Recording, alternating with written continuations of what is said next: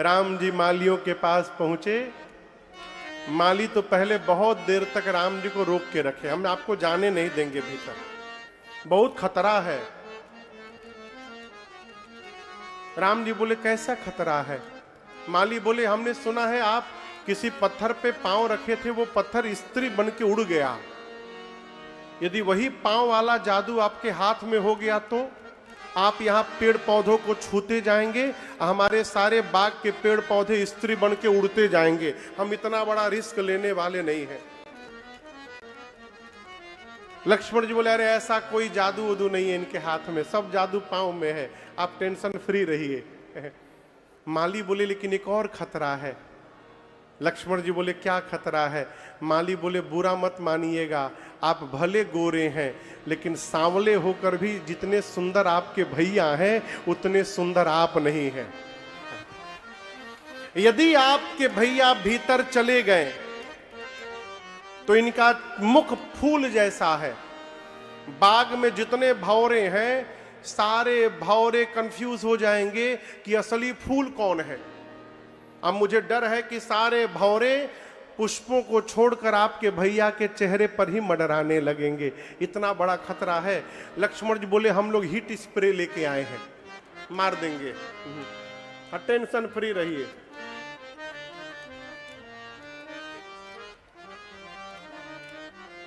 माली हंसते हैं।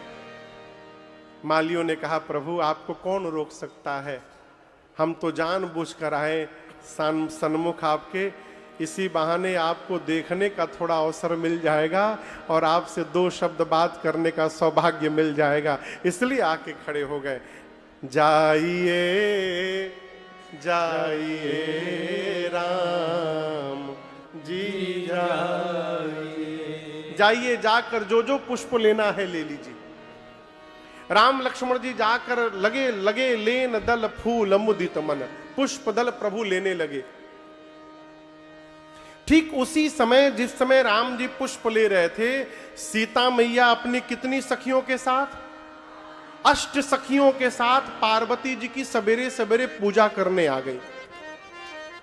आकर मैया ने पहले सरोवर में स्नान किया और उसके बाद मंदिर में जाकर अनुराग के साथ सीता मैया ने पार्वती जी का पूजन किया और अपने लिए सुंदर दूल्हा मांग रही थी। किससे मांग रही थी? पार्वती जी से। निज अनुरूप, अपने अनुरूप पार्वती जी से सीता मैया एक सुभग बर मांगा। सुभग यानी सुंदर। सीता मैया बोली हे भवानी जी आप मुझे सिर से पांव तक देख लीजिए, मैं जैसी हूं मेरे अनुरूप एक सुंदर दूल्हा मुझे प्रदान कर दीजिए, यही मैं आपसे मांगने आई हूं। अभी मां की पूजा चल ही रही थी कि मां की 8 सखियों में से एक सखी, कौन सखी? चतुर सखी। चतुर क्यों बोल रहा हूं? आई है पूजा करने, अब पूजा छोड़ के बगीचा घूमने चली गई। बगीचा घूमते घूमते उस सखी ने प्रभु श्री राम लक्ष्मण जी को पुष्प दल लेते देख लिया। अचानक भगवान दिखाई पड़ गए हो, बावली हो गई, हाथ पांव कांपने लगा, नाचने लगी, आंख से रो रही है, मुख से हंस रही है, उसी रूप में दौड़ी है मंदिर में। सखियां पूछे अरे क्या हो गया तुमको?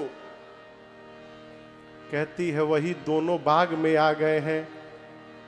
सखियां पूछी कौन दोनों? अरे कल जो नगर में आए थे वही दोनों आ गए हैं। कल हम लोग ऊपर से देख रहे थे, ठीक से देख नहीं पाए थे, आज एकदम बिल्कुल आमने सामने भेटा गए हैं, नीचे ही मिल गए हैं। हम लोग के अलावा दूसरा कोई बाग में है भी नहीं, आज जी भर के देख सकते हैं। एक सखी पूछी कि कैसे हैं वो? बोले बहुत सुंदर है। और बताओ कैसे हैं? बोली एक सांवले हैं और एक गोरे हैं। बोले क्या बात, और बताओ? बहुत कम उम्र है अभी। और बताओ? सिर से पांव तक सुंदर है। बोले और बताओ? बोले और नहीं बताऊंगी। एक सखी बोली झूठ बोल रही है, तुम जितना बता रही हो बहुत सुंदर है, सांवले गोरे हैं, कम उम्र है, इतना हम लोग कल ही देख लिए थे। यदि तुम देखी होती तो बताती किस रंग का कुर्ता पहने हैं, कैसी धोती पहने हैं, कैसा पटका लगाए हैं। तुम देखी नहीं हो आज। बोली देखी हूं लेकिन बता नहीं पाऊंगी। अखिलेश बाबू, सखियां पूछी क्यों नहीं? जिन आंखों ने देखा है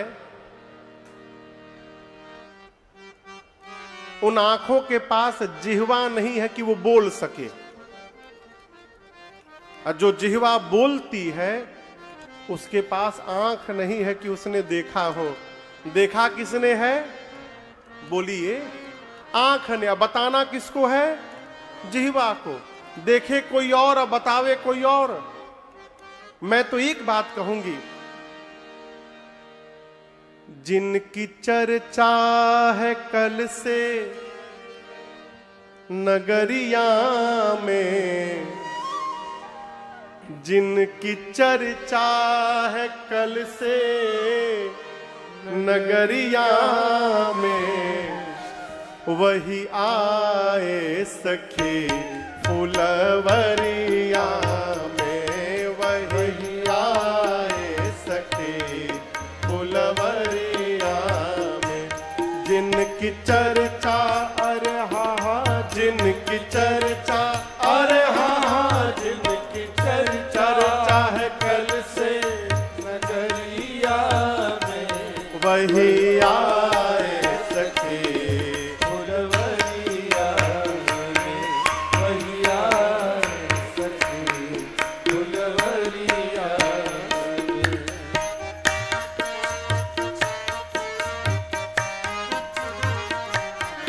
सांवला एक है एक गोरा बदन, सांवला एक है एक गोरा बदन, देख कर भी न भरता किसी का भी मन, देख कर भी न भरता किसी का भी मन। सांवला बस गया, सांवला बस गया, सांवला बस गया है नजरिया में, वही आए सखी फुलवरिया में, वही आए सखी फुलवरिया में।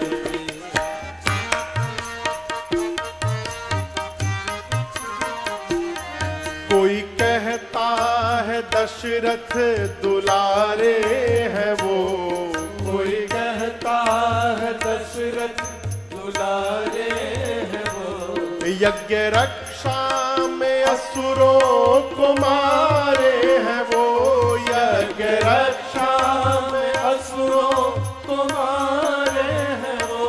तीर बांधे हैं हाँ तीर बांधे, अरे हाँ तीर बांधे हैं कस कर कमरिया में, वही आए सखी फुलवरिया में, वही आए सखी फुलवरिया में।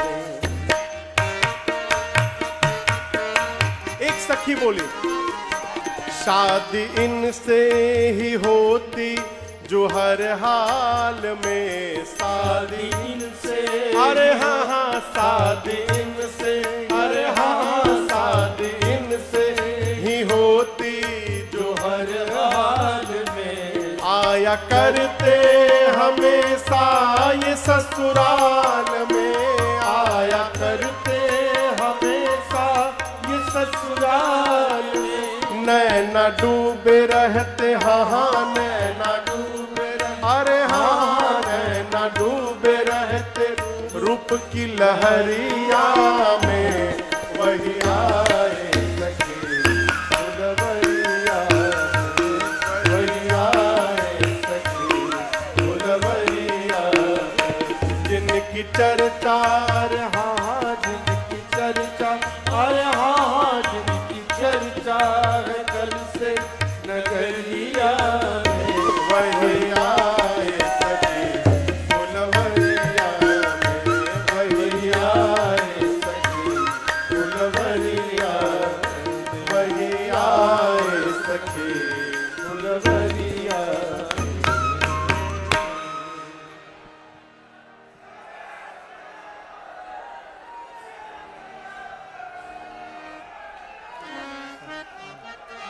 गया हो गया, हमको भी बोलने दीजिए। हाँ,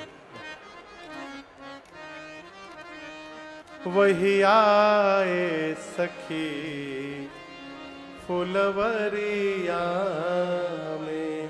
सखी कहती है आज पूरी मिथिला में जहां भी चले जाओ केवल और केवल उनके ही रूप की चर्चा हो रही है। बरनत छवि जहां तहां सब लोग, मैं कहती हूं अवश्य देख यही देखन जोगु। सीता मैया को वो सखी आगे आगे चलकर अपने साथ लेकर गई और एक लता की ओट में आकर उस सखी ने सीता मैया को राम जी का दर्शन कराया है।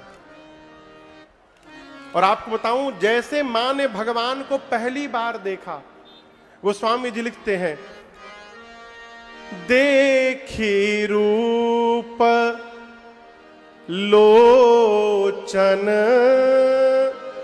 ललचाने,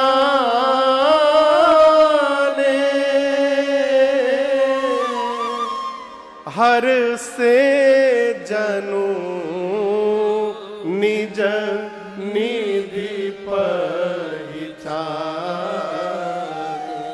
भगवान को देखने के बाद मेरी मां के नेत्र ललचाने लगे। ललचाने का अर्थ है कि देखने का मन तो कर रहा है लेकिन मां देख नहीं पा रही हैं। देखती हैं, नजर हटा लेती हैं, फिर देखती हैं, हटा लेती हैं। क्यों? मां सोच रही हैं कि ये सखियां मेरे विषय में क्या सोचेंगी कि आज सीता एक पराये पुरुष को टकटकी लगा के देख रही है। मारे संकोच के मां नहीं देख रही है। मां ने भगवान के रूप को लिया, आंख के रास्ते से प्रवेश कराकर हृदय में बिठाया और नेत्र बंद करके मां अपने हृदय में भगवान का दर्शन करने लगी। सखियां सोची कि सीता जी पार्वती जी का ध्यान की है। एक सखी ने कहा, ए सीता, पार्वती जी कहीं मंदिर से भाग नहीं रही हैं, बहुरी गौरी कर ध्यान करे हो, ये दोबारा नहीं मिलने वाले हैं। आंख खोल के पहले जी भर के इनको देख लो एक बार। मां ने नेत्र खोलकर भगवान को देखा। चतुर सखी, कौन सखी? वही जो देखी थी राम जी को। उस सखी ने देखा, घड़ी देखा कि बहुत टाइम हो गया, विलंब हो रहा है, तो सीता जी से बोली, चला जाए चला जाए, कल फिर इसी समय आना है बाग में, अभी चला जाए। ऐसे कौन बोलता है जी? साहब जी भाई, ऐसे कोई बोलता है क्या? बोलना है तो सीधा बोलिए कि भाई चला जाए, बहुत टाइम हो गया, कल आना है। वो बोल रही थी सीता जी को, लेकिन सुना रही थी राम जी को। राम जी से कहना चाहते हैं कि कल हम लोग फिर इसी टाइम यहां आने वाले हैं, तो आप भी अपना टाइम मैनेजमेंट उसी प्रकार से रखिएगा। आप फिर से कल पुष्प दल लेने आइएगा, हम दोनों एक दूसरे का दर्शन करेंगे। इशारा करके गई सीता मैया, सीधे पार्वती जी के मंदिर में गई हैं और जाते जाते स्तुति प्रारंभ की है। देखिए आप लोग कहूं, नवरात्रि में दुर्गा सप्तशती का पाठ कौन कौन करता है? प्राय सबके घर में हो रहा है, अच्छी बात है। नवरात्रि जब नहीं है तब मैं आपको एक उपाय बता रहा हूं। हमारे गुरुदेव भगवान कहते हैं कि गोस्वामी जी ने इस प्रसंग में जो चौपाई लिखी है वो दुर्गा सप्तशती का सारा सारांश निचोड़ करके लिख दिया है गोस्वामी जी ने। तो यदि कोई मानस की इन चौपाइयों का भी पाठ कर जाए तो उस मनुष्य को उसी समय दुर्गा सप्तशती पढ़ने का फल प्राप्त हो जाता है। ये इन चौपाइयों की महिमा है। पार्वती जी के मंदिर में पहुंची सीता मैया और जाकर प्रारंभ हो गई। आप में से कई लोगों को ये चौपाई कंठस्थ होगा। आइए हम और आप साथ में मिलकर गाते हैं। जय जय गिरिवर राज किशोरी, जय महेश मुख चंद चकोरी, जय गज बदन खड़ानन माता, जगत जननी दामिनी दुति दाता, नहीं तव आदि मध्य अवसान, अमित प्रभाव वेद नहीं जाना। भव भव विभव पराभवकारिणी विश्व विमोहनी स्वबस विहारिणी। भव भव विभव पराभवकारिणी विश्व विमोहनी स्वबस विहारी। पति देवता सुतीयमहु मातु प्रथम तव रेख। महिमा अमित न सकहि कहि सहस शारदा से। सीता जी बोली, हे गिरिराज पुत्री आपकी जय जयकार हो। हे भगवान शिव की प्रिया आपकी जय जयकार हो। हे गणपति जी और कार्तिकेय जी की मैया आपकी जय जयकार हो। हे मां भवानी, आपके न प्रारंभ का पता है, न आपके मध्य का पता है, न ही आपके अंत का पता है। आपके अमित प्रभाव को सरस्वती और शेष नारायण भी नहीं बोल सकते। संसार में जितनी स्त्रियां हैं, पातिव्रत धर्म की यदि गणना की जाए तो आपका स्थान प्रथम आता है मां। हे मां भवानी, आप शिव प्रिया हैं, आप वरदायिनी हैं। आपकी सेवा करके मनुष्य जीवन में चारों पुरुषार्थ प्राप्त कर सकते हैं। हे मां, आप सबके हृदय में रहती हैं। मां, आप सीता के भी हृदय में हैं और आप मेरे मन की बात जान रही हैं। मां, आप जिस मन की बात को जानती हैं, मैं आपसे कहूंगी नहीं, आप उसको बिना कहे पूर्ण कर दीजिए। मां, आपसे मेरी यही प्रार्थना है। इतना कह के सीता मैया पार्वती जी के पांव को पकड़ के बैठ गई। और आप दर्शन करिए, सीता जी के इस विनय को, इस निवेदन को, इस प्रार्थना को सुनकर पार्वती मैया की मूर्ति मुस्कुरा उठी। मूर्ति मुस्कुरा गई। लोग कहते हैं महाराज इम्पॉसिबल, मूर्ति कहीं मुस्कुराती है का? विवेकानंद जी का नाम सुना है आप लोगों ने? कौन कौन सुना है? अच्छा, सब लोग सुने हैं, अच्छी बात है। उनके गुरु जी का नाम कौन कौन जानता है? विवेकानंद के गुरु जी का नाम था स्वामी रामकृष्ण परमहंस। क्या नाम था? श्री स्वामी रामकृष्ण परमहंस। हमारे कलकत्ता में गंगा जी के किनारे एक काली मां का मंदिर है जिसका नाम है दक्षिणेश्वरी काली। दक्षिणेश्वर में है, उन माई का नाम क्या है? दक्षिणेश्वरी काली मंदिर। बड़ा बहुत विशाल मंदिर है मां का। स्वामी रामकृष्ण परमहंस जी उसी काली मंदिर के प्रधान पुजारी थे। प्रधान क्या, वही पुजारी थे। नित्य मां की पूजा करते थे। और आपको सुनकर आश्चर्य होगा, दिन में और रात में जब जब भोग लगाने वाली थाली, भोग लगाते हैं ना मां को, भोग लगाने वाली थाली भोजन लेकर के स्वामी रामकृष्ण परमहंस जी काली मां के मंदिर में जाते थे। और जैसे भोग की थाली लेकर पहुंचते थे, मूर्ति में से साक्षात मां काली प्रकट होकर बैठ जाती थी। नित्य, ये एक दिन की बात नहीं है, नित्य जब जब भोग की थाली लेकर जाते थे, साक्षात मां काली मूर्ति में से प्रकट होकर बैठ जाती थी। और स्वामी रामकृष्ण अपने हाथ से निवाला तोड़ तोड़ के और मां को भोजन कराया करते थे। उनके मुख में भोजन कराते थे। कभी अवसर मिले कलकत्ता जाने का तो जाकर मैया का दर्शन करिए। वही मां का विग्रह आज भी है, मां का। यदि स्वामी रामकृष्ण परमहंस जी मां के को खिला सकते हैं तो हम क्यों नहीं खिला सकते? वो किसी त्रेता और द्वापर की घटना नहीं है, इसी कलयुग की घटना है। 1800 के और 1900 के लास्ट की घटना है। 1880, 70, 80, 90 के दशक की घटना है ये। आज से मान के चलिए बहुत होगा तो 150 साल पहले की घटना है, इसी कलिकाल की घटना है।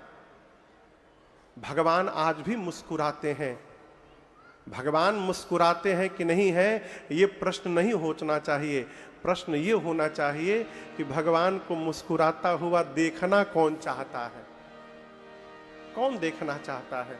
बुरा न मानिएगा, हम आज तक कभी भी, हम सभी लोग आज तक कभी भी भगवान को देखने के लिए मंदिर नहीं गए हैं।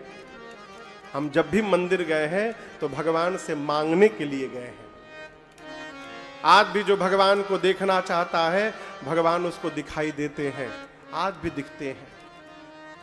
पार्वती जी की मूर्ति मुस्कुरा गई और पूजन के समय सीता मैया ने जो गले में माला पहनाया था, गोस्वामी जी कहते हैं खसी माल मूरति मुस्कानी। गले की माला खिसक गई। माला क्या हो गई? खिसक गई। अच्छा आप देखो, ये पार्वती जी हैं, दिखाई दे रही है पार्वती मैया। अब पांव पकड़ के नीचे सीता जी बैठी हैं, मान लीजिए पार्वती जी के गले से माला खिसकेगी तो क्या होगा? गिरेगी। अब माला गिरेगी तो कहां जाएगी? नीचे जाएगी ना, कि दाएं बाएं जाएगी? कहां जाएगी? नीचे कौन बैठा है? सीता मैया। पार्वती जी के गले की माला खिसकी और सीता मैया के आंचल में गिर गई। यहीं पर सीता जी को पार्वती जी का आशीर्वाद प्राप्त हो गया। ये संकेत है। आप घर में भगवान की सेवा करिए, भगवान को माला चढ़ाइए और पूजन करते करते अचानक माला नीचे गिर गया तो दोबारा ना पहनाइए। क्या इसका मतलब? भगवान ने आपकी पूजा स्वीकार कर ली है, वो आपको प्रसाद दिया है, भगवान ने आपकी मनोकामना पूर्ण हो गई। ये संकेत है। घर में लड्डू गोपाल कौन कौन रखे हैं? अच्छी बात। मुकुट कौन कौन लगाता है भगवान को? अच्छा, सब लोग लगाते। अच्छी बात। कब लगाते हैं? 24 घंटा। 24 घंटा कौन कौन लगा के रखता है? 24 घंटे। घबराइए मत, बिना डरे हाथ उठाइए। 24 घंटा भगवान के कपारे पर मुकुट कौन रखता है? 4-5 लोग हैं। अच्छा आप बताइए, आपके खोपड़ी पर 24 घंटा मुकुट लगा दिया जाए, कैसा लगेगा? बोलिए बोलिए, अच्छा लगेगा? भगवान को मुकुट पहनाइए, आरती उतारिए और 1-2 घंटे बाद मुकुट उतार दीजिए। उनको भी दिमाग हल्का रखना है अपना। किसी दिन अनुभव करिएगा कि भगवान का मुकुट आप पहनाते हैं और मुकुट बार बार गिर जाता है। होता है कभी कभी। लेकिन भगत क्या करता है? अरे मुकुट नहीं पहनिएगा, फेविकॉल से चिपका के पहना देता है। अब गिरा के दिखाओ। ये ना करिए, हमने देखा है फेविकॉल से चिपकाते। ये ना करिए। क्यों? आज आपके भगवान मुकुट नहीं पहनना चाहते हैं। इसलिए जब 1-2 बार पहनाने के बाद यदि गिर रहा है तो मुकुट को उठा के किनारे रख दीजिए। ठीक है प्रभु, आज बिना मुकुट के आनंद करिए, जैसी आपकी इच्छा। राजी है हम उसी में जिसमें तेरी रजा है। ये सब संकेत है। पार्वती मैया के गले से माला खिसकी, सीता मैया के आंचल में गिरा, आशीर्वाद मिला और पार्वती जी ने कहा सुनु सिय सत्य आशीष हमारी।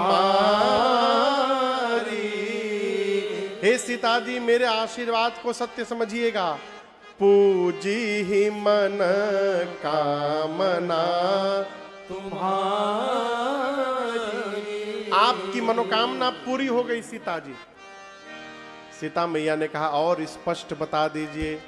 तब पार्वती जी ने कहा मनुजाहे राचेऊ मिली ही सो पर सहज सुंदर सावरो करुणा निधान सुजानशील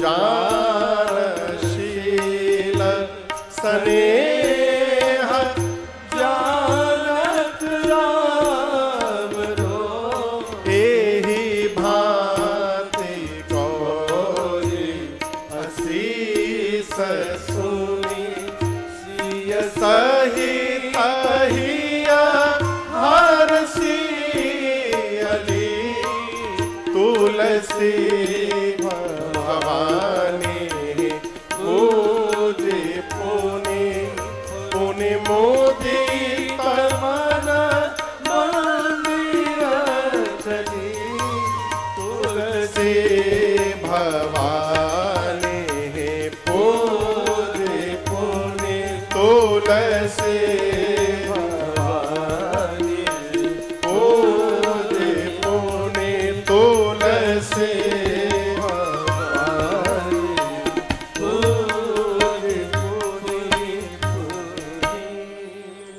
मुदित मन मंदिर चली। पार्वती जी ने कहा, सीता जी जो आपके मन में रचा बसा है वही वर आपको प्राप्त होगा। कौन? सहज सुंदर सांवरो, जो सांवले वाले हैं वो मिलेंगे। वो है कौन? कौन है? करुणा निधान। कौन है? करुणा के भंडार है। सुजान सज्जन है, शील शीलवान है, और सबसे अच्छी बात जो पार्वती जी ने कही, स्नेह जानत राम रो। हे सीता जी, वो राम जी आपके प्रेम को ठीक से जानते हैं। मां पार्वती सुनी। अच्छा, आप दर्शन करिए। यहां एक बात, राम जी को देखने के पहले ही सीता मैया पार्वती जी की पूजा कर चुकी थी। आरती ओरती सब हो गई थी, केवल स्तुति बाकी थी बस। तब तक सखी ने आकर राम जी के बारे में बताया। सीता मैया पूजा छोड़ के चली गई, राम जी का दर्शन की, और जो स्तुति बाकी थी वापस आकर जय जय गिरवर राज किशोरी सीता मैया ने स्तुति किया। ठीक, पूजा हो गया था।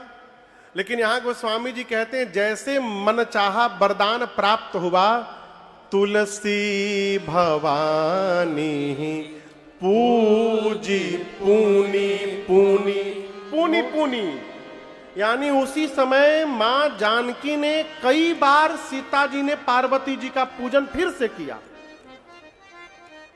एक कथा कहती है, मनोकामना पूरी हो जाए तो पूजा को बंद नहीं करना चाहिए, पूजन को और बढ़ा देना चाहिए, ये प्रसंग कहता है। कई अच्छे खासे आदमी, हट्टे कट्टे आदमी कहते हैं, महाराज जी एकादशी बैठाना है, कब बैठा दे? आज तक कोई नहीं मिला जो कहा भोजन बैठाना है। अब आज के बाद हम भोजन नहीं करेंगे, लेकिन एकादशी जरूर बैठाना। काहे बैठाना है वो? जब तक शरीर में सामर्थ्य है, और कोई व्रत करिए चाहे मत करिए, एकादशी का व्रत नियम से करते रहिए। क्योंकि जो मनुष्य अपने जीवन में 108 एकादशी का व्रत कर लेता है, उस मनुष्य को प्राण निकलने के बाद यमराज के दूत की औकात नहीं कि हाथ लगा दे। उस जीवात्मा को लेने के लिए भगवान के पार्षद आते हैं और सीधे भगवान के धाम लेकर के जाते हैं। एकादशी की महिमा है। और एक बात, अनहरिया के करे कि अजोरिया के महाराज? अनहरिया अजोरिया नहीं करना है। आदमी खाते समय नहीं पूछता कि दिन में खाएं कि रात में खाएं। हमारे एक परिचित हैं, एकादशी का व्रत किए थे, तो डेली वो 10 बजे रात को सो जाते थे। एक दिन एकादशी के दिन सोबे ना करें, 11:30 बज गया। किसी ने पूछा, भाई साहब आप अब तक क्यों जगे हैं? बोले 12 बजे का वेट कर रहे हैं। बोले क्यों?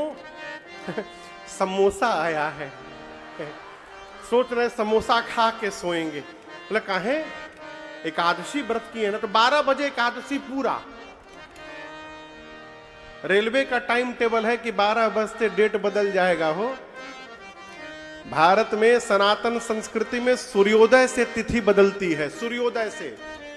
तो जब तक सूर्योदय नहीं होता है तब तक तिथि एकादशी की ही है, नहीं कि 12 बजे के बाद समोसा पकौड़ी चाट खा के सो जाएंगे। बतिया कुछ समझ में आ रहा है? कितने लोग एकादशी का व्रत रहते हैं? अच्छा, इतने लोग रहते हैं, बहुत अच्छी बात। हम रहते हैं, हम लोग भी रहते हैं, हम रहते हैं। एकादशी का व्रत रहिए, यही तो आनंद है हो।